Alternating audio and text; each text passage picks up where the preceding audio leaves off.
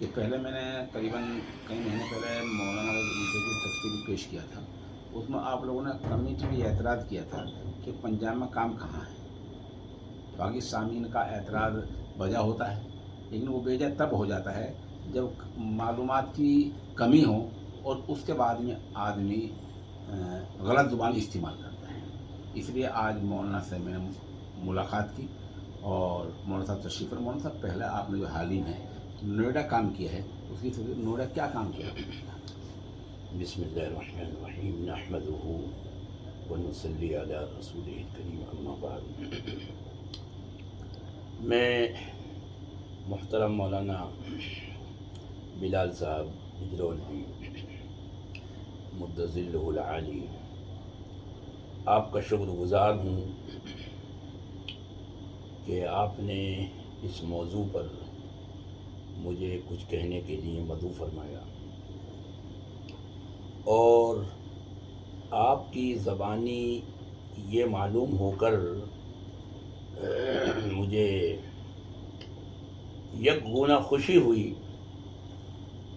کہ لوگ صحیح یا غلط بہرحال وہ جستجو میں رہتے ہیں. یہ بھی ایک بڑی بات ہے. ہمارے برادران گرامی قدر وہ کسی بھی عنوان سے دیکھیں، رہا اعتراض تو دیکھیے اس سے تو کسی کو مفر نہیں ہے. تو کہنے والے وہ کیا کیا کہتے ہیں اور انہوں نے کس کو نہیں کہا ہے، کس کو نہیں چھوڑا ہے. قرآن کہتا ہے وما قدر اللہ حق قدری، اللہ کی بھی قدر نہیں کی لوگوں نے، تو اور کس گنتی میں ہے. تو خیر بس دیکھیے، یہ تو آپ نے لفظ استعمال فرمایا، میں تو اس لائق نہیں ہوں کہ کارہائے نمایاں. ایک کام بھی اگر اللہ قبول فرما لے تو میں سمجھتا ہوں کہ میری محنت وہ کارگر ہوئی. سب سے پہلے اس خاکسار نے پنجاب کے شہر گیدڑبہا کی جامع مسجد کے سلسلے میں کوشش کی، جو سن 47 سے ہی نہ صرف یہ کہ بند تھی وہ، بلکہ ایک پنڈت جی اس میں رہتے تھے اور وہ خود پیدا ہوئے 1951 میں. ان کے دادا آئے تھے. تو میرا تو کوئی وہاں سے تعلق نہیں تھا پنجاب سے، لیکن میں بمبئی آتا جاتا رہتا تھا. وہاں میرے بیٹے رہتے ہیں، پوتا ہے میرا، میرے 2 بھائی ہیں، فیملی رہتی ہے، مکان ہے ان کے. تو مجھے کچھ حضرات نے ملوایا کچھ حضرات سے کہ دیکھیے یہ انہوں نے وہاں کام کی ذمہ داری لے لی تھی لیکن یہ پورا نہیں کر سکے، اگر آپ اس کو کرا دیں. تو میں نے کہا بھائی ٹھیک ہے، لیکن ہم اپنے تنظیم کے تحت کرائیں گے. تو خیر، اور اس وقت کرائیں گے جب ہم خود دیکھیں جا کر کہ صحیح صورتحال کیا ہے. تو خیر میں گیا وہاں، پنڈت سے ملا اور صورتحال کو دیکھا اور سمجھا. تو میں نے محسوس کیا کہ واقعی اس مسجد کو خالی کرانا بہت ضروری ہے. بالکل مولانا ریلوے اسٹیشن سے بالکل متصل. ادھر آپ پلیٹ فارم سے اتریے اور 1 منٹ نہیں لگتا مسجد میں پہنچ جائیے. تو ہماری پنڈت جی سے کئی دور میں کئی راؤنڈ میں گفتگو ہوئی اور آخر کار یہ ہوا کہ بھائی 35 لاکھ روپے ہم ان کو دیں گے. 35 لاکھ کا وہ جو لوگ پہلے تھے وہ دراصل وہ ان سے وعدہ کر چکے تھے تحریری طور پر، تو اس لیے 35 سے پیچھے تو ہٹنا نہیں تھا. تو ہم 1 لاکھ روپیہ دے کر ہم نے ایک ایگریمنٹ بنوایا. مولانا ایک بیچ میں آپ کی بات روکوں. جی. کیا اس بات کا کوئی ثبوت آپ کے پاس ہے کہ گیدڑبہا کی مسجد آپ نے باگزار کرائی ہے؟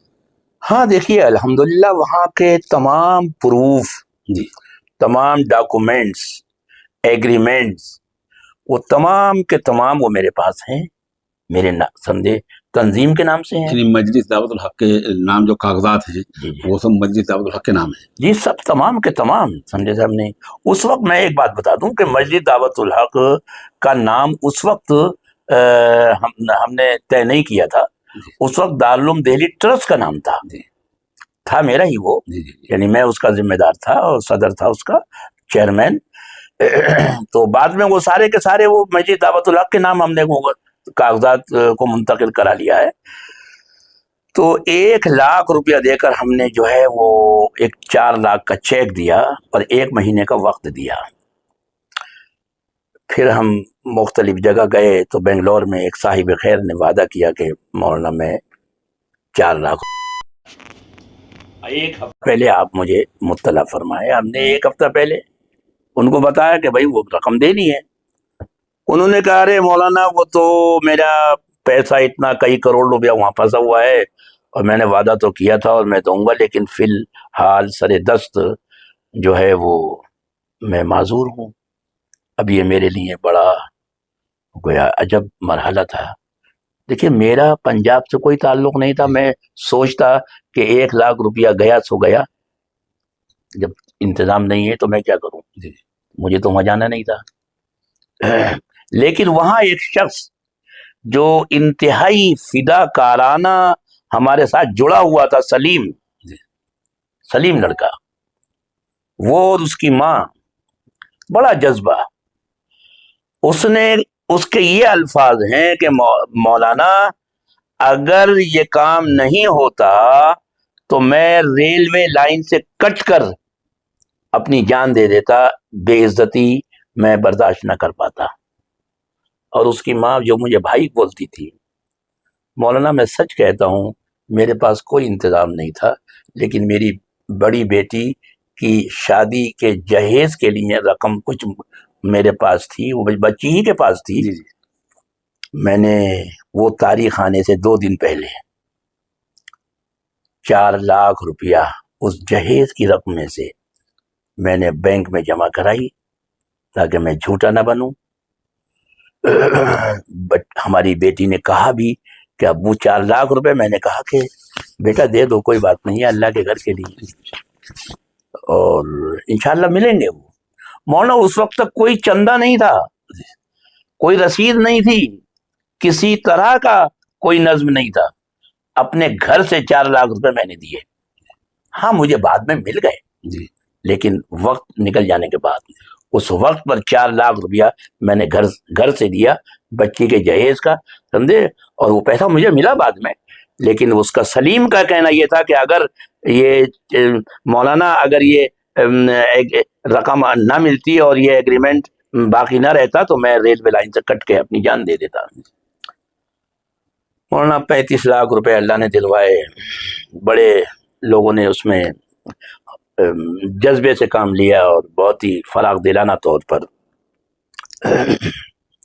بمبئی کے ایک صاحب خیر جن کو میں لے کر آیا تھا، پنڈت جی سے ملوایا تھا، انہوں نے بڑھ چڑھ کر اس میں حصہ لیا۔ بہرحال اور صرف 35 لاکھ ہی نہیں بلکہ 20,000 روپے سلیم نے کہا کہ وہ شکر گزاری کے بھی میں نے وعدہ کر لیے ہیں، چل بھائی اس کو بھی دے دی۔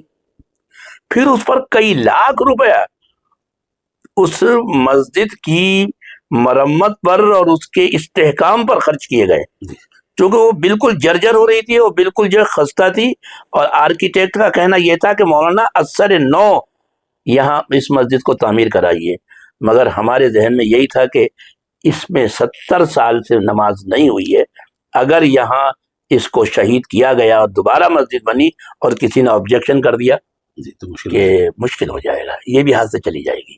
بہرحال میں القصہ مختصر، اللہ نے یہ کام کرایا ہے اس گناہگار بندے کے ذریعے۔ میں سمجھتا ہوں کہ اگر کوئی اور بھی کام نہ ہوا ہوتا، صرف وہی ایک مسجد جو آج وہاں ایک مرکز کی شکل بنی ہوئی ہے، یہ بھی میرے لیے اگر وہ سمجھے بڑی بات ہے۔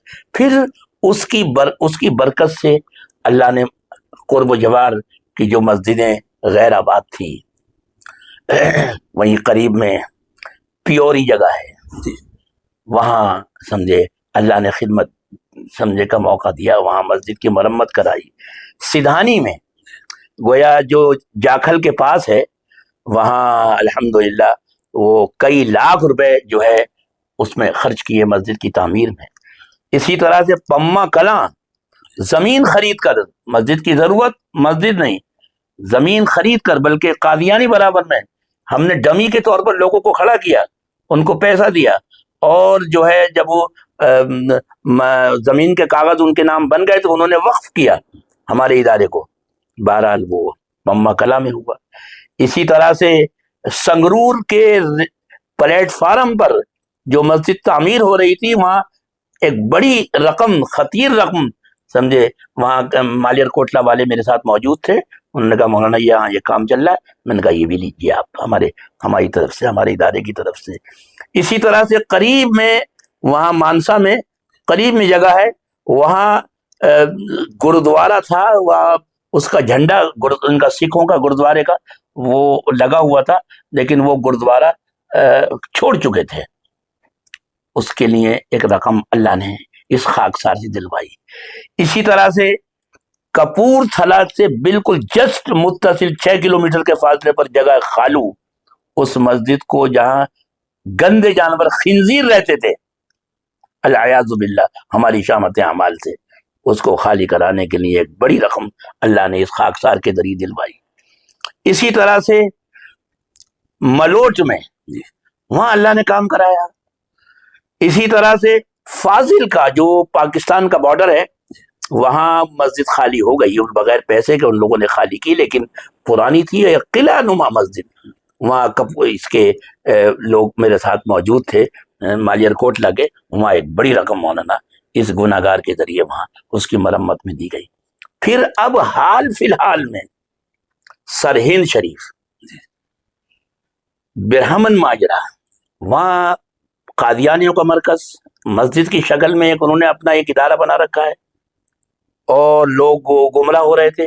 دارالعلوم دیوبند میں لوگ پہنچے اور وہاں سے خبر میرے پاس آئی، تو بہرحال وہاں مولانا زمین خرید کر اللہ نے وہاں مسجد کی تعمیر کا کام لیا۔ اس میں تھوڑا سا کام باقی رہ گیا، کچھ وہ ٹیکنیکل مسائل کی وجہ سے چھت کا، انشاءاللہ دعا فرمائیں، اور جو ہمارے یہ سامعین اور ناظرین حضرات ہیں وہ بھی دعا فرمائیں۔ تو اعتراض بہت سمجھے آسان ہے، لیکن بات لمبی ہوتی جا رہی ہے۔ جی جی ایک سوال میرا یہ ہے، آپ نے مجھے بتایا کہ آپ کا مادر علم دارالعلوم دیوبند ہے، جی تو کیا آپ نے کبھی وہاں جو اپنے اتنے کام کرائے ہیں، کیا دارالعلوم دیوبند سے وہاں آپ نے کسی کو بلایا ان کام؟ دیکھیے الحمدللہ دارالعلوم میرا مادر علمی ہے، ظاہر ہے کہ مجھے اس سے جو لگاؤ ہوگا، ایک بیٹے کو، ایک فرزند کو، وہ کیسا بھی نالائق ہی صحیح، لیکن ماں سے جو ایک محبت اور تعلق، تو میری ہمیشہ سے یہ خواہش رہی۔ میں نے دہلی میں دارالعلوم دیوبند، دارالعلوم دہلی قائم کیا، دارالعلوم دہلی، یہاں کے تمام اکابر کو میں نے بلایا، حضرت شیخ ثانی۔ پنجاب ہوتے، پنجاب میں کس کو بلایا؟ اچھا، پنجاب میں شروع ہی سے الحمدللہ میں نے یہاں کے اساتذہ، موقر اساتذہ اور ذمہ داران حضرات، مولانا عبد الخالق صاحب سنبلی مرحوم جو دارالعلوم کے نائب محتمم تھے، ان کو وہاں گیدڑ بہا مسجد میں کئی بار بلایا۔ مولانا عبد الرحیم صاحب جو وہاں یہاں کے دارالعلوم دیوبند کے اساتذہ اولیاء میں تھے، ان کو بھی میں نے کئی بار مدعو کیا، وہاں بھی اور دوسرے مقامات پر بھی۔ اسی طرح سے مولانا منیر صاحب، جی جی سمجھے، ان کو بھی مدعو کیا، اور آپ بھی خود گواہ ہیں، جی جی آپ خود گواہ ہیں کہ آپ جو ہے ان تمام مواقع پر آپ کو میں سوال آئے ہیں، جی جی وہ سوال مجھے کرنا ہے۔ ٹھیک ہے ٹھیک ہے۔ اور پھر وہیں سرہند میں مفتی راشد صاحب کڑکڑاتی، سمجھے، ٹھٹرتی سردی میں، ٹھٹرتی جنوری کی ٹھٹرتی سردی میں، اور ایسے حالات کہ گھر سے نکلنا مشکل تھا پچھلے سال جنوری میں، لیکن مفتی راشد صاحب، اللہ ان کی عمر میں برکت دے، علم میں برکت دے، تو وہ تشریف لے گئے دہلی کے جامع مسجد، جامع ملیہ کی، وہاں کے امام صاحب مولانا سلیمان صاحب، وہ بھی تشریف لے گئے۔